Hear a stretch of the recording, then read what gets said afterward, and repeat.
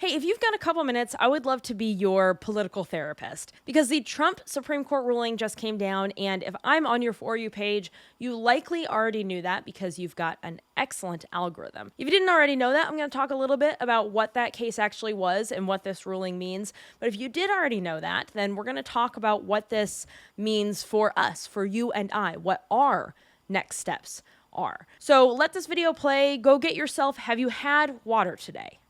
Take some, maybe if you can go outside, drink some water, pet a cat or a dog, preferably one that you know, just because, we can't just go into houses and pet dogs, unfortunately.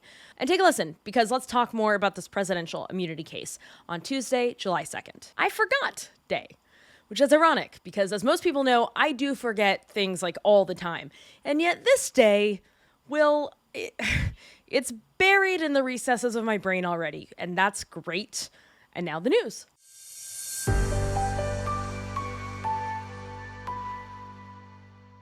Quote, he says, "You're not going to be a dictator, are you?" I say, no. Other than day one. We're closing the border and we're drilling. After that, I'm not a dictator. That is a quote from Donald Trump at a rally last December. And that's him promising to be a dictator on day one. Worrisome, for sure, but until Monday, we could at least say, yeah, but we have the courts to protect us. But on Monday, after an irresponsible long delay, the courts finally released their presidential immunity ruling. And it wasn't good. It was, you know what? It was worse.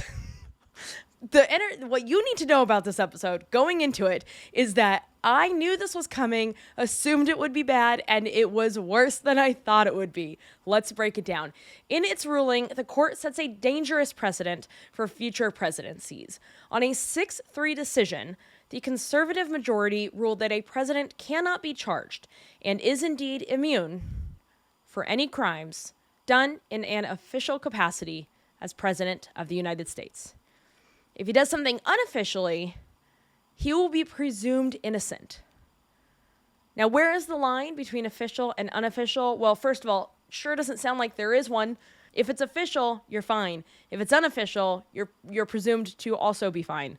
So not much of a line anyway, and where is it specifically? It was not drawn. This, of course, throws Trump's legal cases into chaos because the broadness of this opinion is where the real trouble lies. But this is not just about Trump, though believe that he will take advantage of this in ways that are both predictable and unpredictable. This is about every president moving forward. They now have the chance to do anything they want, as long as it is deemed an official act. And when it's unofficial, then, do it anyway. And just in case you think that people like me are reading too far into the decision and seeing horses and thinking they're zebras and all of that, let me read you a footnote from Justice Jackson. Quote, "While the president may have the authority to remove the attorney general, for example, the question here is whether the president has the option to remove the attorney general by, say, poisoning him to death." And from Justice Sotomayor, quote, "The relationship between the president and the people he serves has shifted irrevocably. In every use of official power, the president is now a king above the law." And because he is nothing but always trying to be on brand, in character, historical badman Justice Thomas did decide that this sweeping and historical decision could, in fact, be worse. Because in addition to being like, let them do whatever they want, he also questioned whether Jack Smith should even be the special counsel.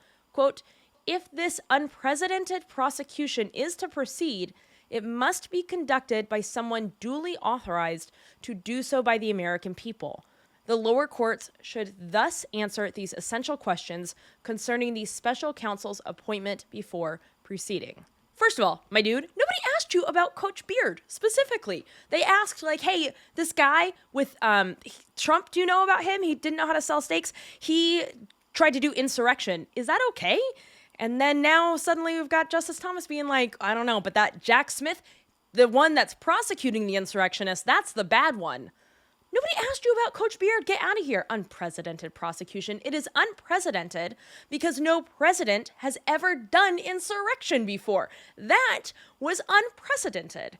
Unprecedented is a court that is cool with the insurrection, which we know based on this ruling, and also that one time that a justice's spouse texted with the chief of staff to encourage the insurrection, while another one put up 2 different flags at 2 different times in 2 different places after the insurrection because they just loved it so. And they're fond of flying flags, and so they just did it. Upside down flag, and you guys are cool with this. A footnote. Can I tell you something? I wrote none of that down. That really just came from my heart. I'm okay. A footnote from Chief Justice Roberts added that, quote, in the criminal context, the Justice Department has long recognized that the separation of power precludes the criminal prosecution of a sitting president, suggesting that, were Trump to win again, all federal cases must stop. And that was always the goal, wasn't it? That's why he's running again, because he loves power and hates consequences, and also he's never done therapy. Following this decision, Trump has already begun an attempt to have his 2016 election interference crimes case thrown out. Hey, Kim, isn't that for crimes that he did before he was president? Indeed.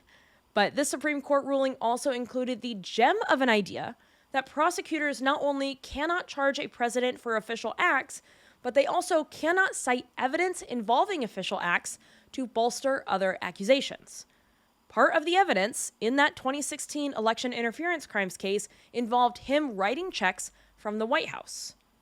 And now he's already looking to have his charges overturned by citing this ruling in a letter that will be made perhaps available today. It's a long shot for sure. I don't know, but it's important to note that he did that because these are the immediate consequences of a case that will have far-reaching consequences. And so with all of that in mind, I want to read you one last little something from Justice Sotomayor. Quote, with fear for our democracy, I dissent. I talked about this yesterday when I went over Chevron, and I want to repeat it here again. The point of this show is not to scare you when it comes to the news. The point is to help us all better understand what's going on. That has always been the goal, not to break news, but to break it down, to help us better understand it. We shouldn't be scared. Being scared is for when there's nothing that we can do. We should be worried. I am inherently an optimist about this country. I believe that our best days are ahead of us because history tells us that they are not behind us. Our best days are ahead of us, but those days require work.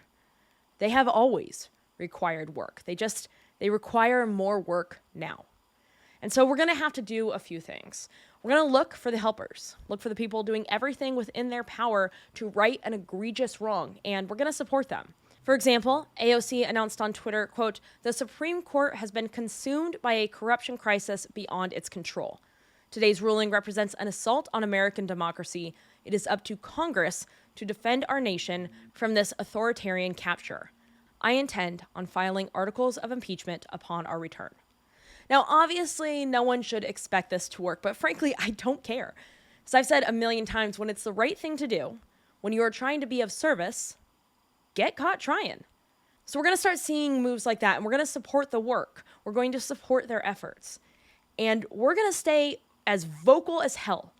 This does not get to become a story from last week, and now next week we're talking about something else. Be talking about this. The next president will likely have at least 2 seats to fill. Trump will make this court worse. He's already reaping the benefits of the court that he built. Why would he not continue to make it worse? And yeah, I'm going to tell you to vote.